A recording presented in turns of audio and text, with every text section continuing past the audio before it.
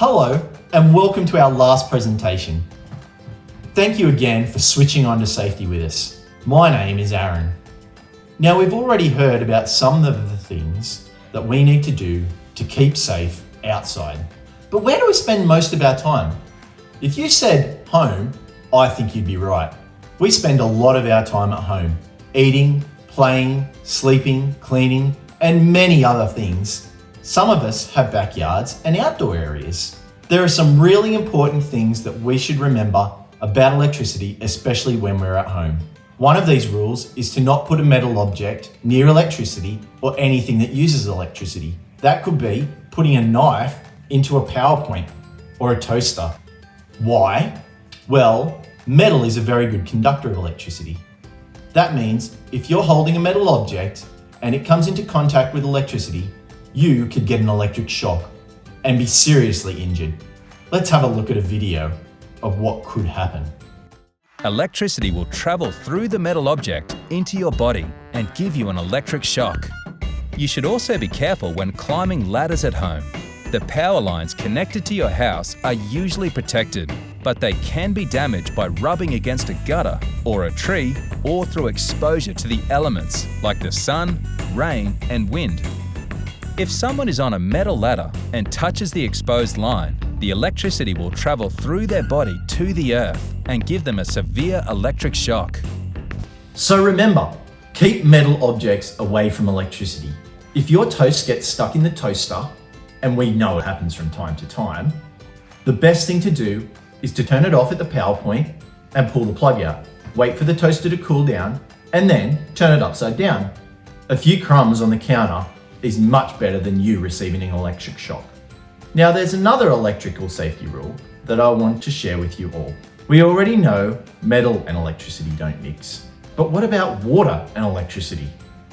Let's watch a little video to find out. Water conducts electricity. That's because electrons can flow by hitching a ride on atoms and molecules in the water. Water contains dissolved substances such as salt. These greatly increase the ability of water to conduct electricity.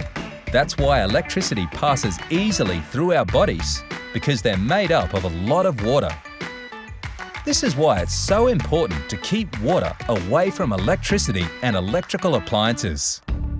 If your hands tingle when you put them in the sink, it may mean the water is conducting electricity and something is wrong. Or if you get a tingle from the tap, let mum or dad know, as they need to call a licensed electrical contractor. When you have a bath, there should be nothing electrical anywhere near you. This means if a household appliance like this hairdryer fell into the bath, whoever was in it would also become a conductor of electricity and receive a severe electric shock. Wow, that video has got me thinking about things that I should avoid at home to stay safe around electricity. Drinking a glass of water, cooking pasta and the water boils over, leaking roof and rain coming in, swimming in the pool and running inside without being dry, splashing in the bath, playing with water guns or bombs near appliances, and watering plants in the garden or inside. With that in mind, if you see a dangerous situation involving electricity and water, ensure your own safety first. Turn off the power point if it's safe to do so, and tell an adult immediately. Now I thought I could go through a few things that you might see that can be dangerous. Faulty appliances and damaged leads. These should be disconnected at the power point and fixed or replaced by a licensed electrician. Otherwise, it could cause an electrical fire.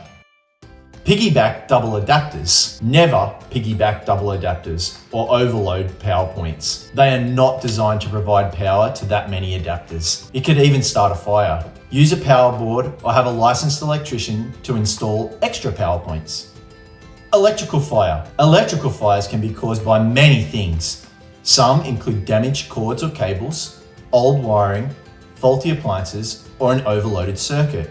If there is an electrical fire in your house, you should not put water on it, because remember, electricity and water don't mix. You need a dry powder extinguisher to put out the fire. If you don't have one of these, call 000. Digging in the backyard.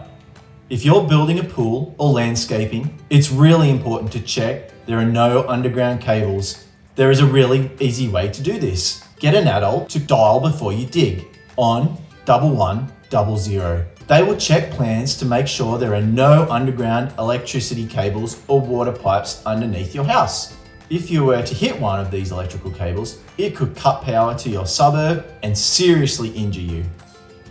Trees near power lines.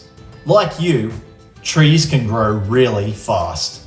Sometimes they grow in strange directions and can start leaning towards power lines. Sometimes in a storm, they can lose branches or even fall down. Did you know that almost 2/3 of power outages are because a tree or a tree branch fell onto a power line? If there is a tree near a power line at your house, a licensed person will need to help you trim it to stay safe. If you see a tree that is too close to a power line in your local community, you can get an adult to report it on our website so we can investigate. With your help, we can all keep safe at home. And as I always say to my kids, if you see something big or small, it's always good to speak up and report it. You could save your life or someone else's. Thanks for joining us.